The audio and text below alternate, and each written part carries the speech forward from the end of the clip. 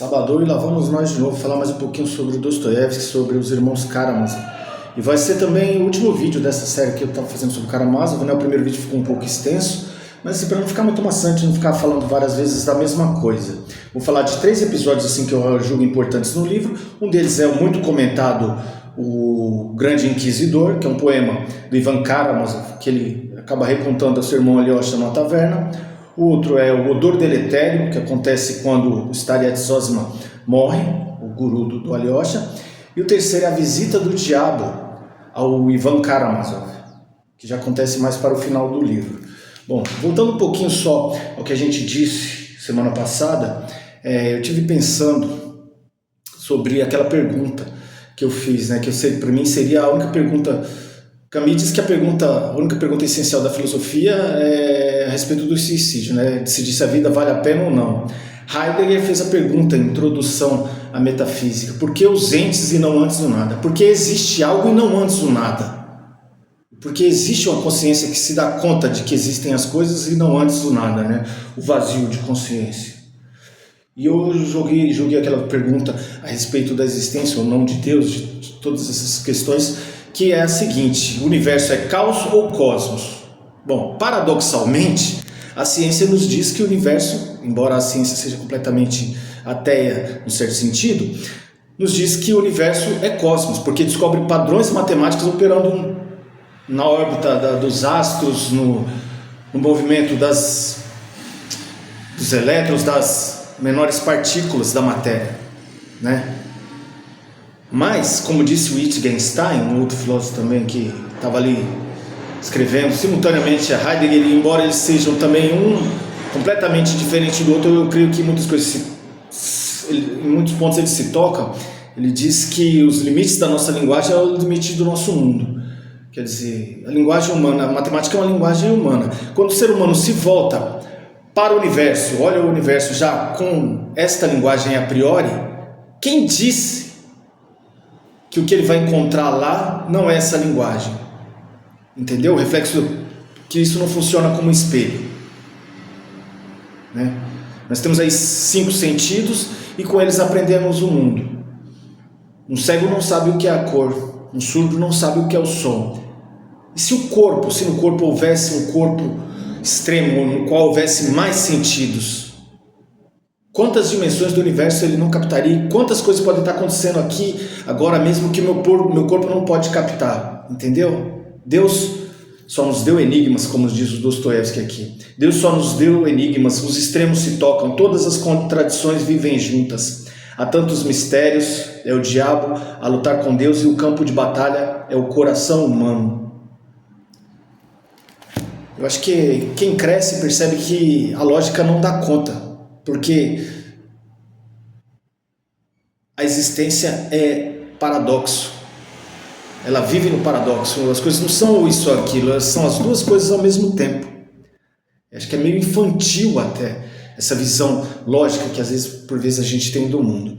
Mas eu vou voltar a falar agora a respeito do Grande Inquisidor. Quantas vezes a gente já não ouviu por aí, ou a gente mesmo já não disse, que se Deus voltasse, se Cristo voltasse agora, ele seria crucificado novamente? É mais ou menos isso que o Ivan Karamazov diz no poema do Grande Inquisidor. Mas ele não traz Cristo para cá agora, ele traz no pior tempo da Inquisição. E aí Cristo volta, as pessoas percebem que ele é Cristo, e o Grande Inquisidor, que é o que dá título ao poema, o encarcera novamente e pretende matá-lo na fogueira. Por quê? Porque Cristo quis homens livres. Buda quis criar Budas e não budistas.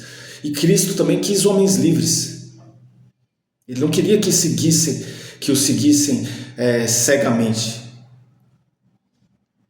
Queria que cada ser humano enfrentasse seu próprio deserto e encontrasse seu caminho. Mas o ser humano não quer isso. Então, o que o Grande Inquisidor diz: nós estamos fazendo um bom trabalho aqui. Os seres humanos não querem. Você pensou em uns poucos escolhidos, aqueles que passariam pela porta estreita. Mas a humanidade em geral, dá uma olhada. Eles só estão procurando alguém para seguir. Eles estão perdidos e não têm essa coragem de enfrentar o seu próprio deserto, o seu caos e decidir por si mesmo. Ser livre é coisa muito séria. Ele exige que você responda por tudo aquilo que você faz. E as pessoas não querem isso. Mesmo porque elas não sabem, né? Elas não têm a coragem de ser si mesmas. Mas isso é quase existir pela inexistência. E o grande inquisidor disse isso. Olha que trabalho maravilhoso nós estamos fazendo, né? Nós os damos a eles o que seguir, damos a eles um caminho, e está todo mundo muito bem encaminhado. Não vem aqui atrapalhar o nosso trabalho, não. E eles sabem que Jesus é Jesus, que Cristo é o Cristo e tal. E mesmo assim, ele diz que vai queimá-lo. No entanto, na manhã em que Cristo iria para a fogueira, ele vai visitá-lo mais uma vez. É quando acontece esse diálogo, dá um pequeno beijo em Cristo e o solta pelas ruas, e Cristo sai como um desconhecido. Isso é muito sintomático, né? Acho que a gente está vivendo um tempo em que muitos adultos não querem se tornar adultos, não querem ter a responsabilidade de decidir, de ser senhores das suas vidas mesmo. E aí seguem um pastor para tudo, para perguntar se deve tomar banho todos os dias ou não. Né? Todos os sentidos políticos e tudo. Ninguém quer pensar por si mesmo, porque não quer enfrentar a própria angústia. E ficam essas crianças crescidas. O segundo capítulo que eu gostaria de comentar é a respeito do Starets Zosima. Ele é um homem santo na Rússia, e na Rússia é uma tradição, né? Quando esses homens santos morrem, o cadáver não começa a feder imediatamente, pelo contrário. Mas acontece, olha, loucura, polícia passando, quebrada, a periferia assim mesmo, loucura. Starets Zosima morre, e no mesmo dia o seu corpo começa a feder. E aí é como se ele fosse difamado, como se ele não fosse um homem santo. Todo mundo que acreditava nele, que acreditaria que ele se tornaria um santo, é como se fosse uma humilhação pós-mortem para ele. E isso dói demais no Alyosha. Quer dizer, o Dostoiévski, ao mesmo tempo que ele defende essas coisas como a santidade, crê nisso, crê nos valores cristãos, ele desfaz, ele faz com a mão, ergue isso com a mão, e ele mesmo destrói com outras, colocando ali na escrita toda a sua angústia sobre a existência.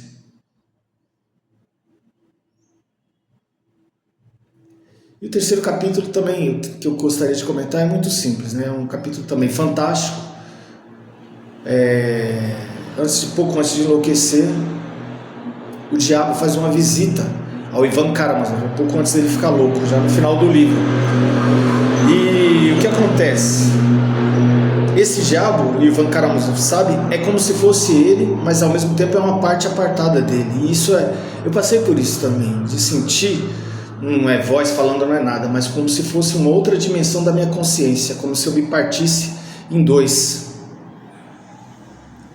Mas ao mesmo tempo os dois são eu. Assim como o diabo do Ivan Karamazov, ele sabe que é ele também. E a gente vê muitas vezes assim, quem é religioso dizer, né, quando comete um erro, aquilo que se chama os religiosos chamam de pecado, né, que foi o diabo que o fez fazer isso. Mas o diabo é uma dimensão da gente mesmo. É o diabo a lutar com Deus, e o campo de batalha é o coração humano, né? É uma dimensão da gente que a gente não conhece, que seria o inconsciente, né, que irrompe e toma conta da nossa consciência, é mais forte que nós. Por isso a importância do autoconhecimento, né, de conseguir ficar sozinho, de enfrentar o seu deserto, de suportar o tédio, de meditar, para saber quem você é mesmo e de tudo que você é capaz. Todos nós somos capazes, tanto enquanto seres humanos, né? Tudo que o ser humano é capaz de fazer, eu sou, tanto para o bem quanto para o mal. E o ser humano é essa espécie que, por exemplo, eu sempre falo disso, né, quando eu vou falar a respeito de literatura por aí. O mesmo ser humano que é capaz de entrar num prédio desmoronando para salvar uma criança e morre, que aconteceu no centro de São Paulo pouco tempo atrás, um morador de rua, problema de adicção e tudo, entrou num prédio para salvar duas crianças num prédio que estava desmoronando e morreu no desmoronamento, puro altruísmo. É também o mesmo ser humano que, às vezes, na mesma notícia, no mesmo jornal, você pega depois na página policial e vê lá que o pai estuprou um bebê de 7 meses. E nada do que é humano nos é estranho, né? Então a gente precisa conhecer. Jung também dizia, um outro fundador da psicologia analítica, foi discípulo de Freud, mas depois partiu por um outro caminho, que a gente não se torna iluminado imaginando figuras de luz, mas conhecendo a nossa própria escuridão. A gente precisa não renegar como se fosse algo à parte, a nossa escuridão, mas conhecê-la, trazê-la à luz, para que ela não nos pegue de surpresa, para que o diabo não nos derrube na curva. Porque o diabo, ele é uma dimensão de cada ser humano, de nós mesmos, né? Eu não sei se eu deveria dizer mais algumas coisas, mas esse vídeo vai ser mais curto. É isso aí, bom final de semana. Depois vamos falar de outras coisas por aí. Um abraço.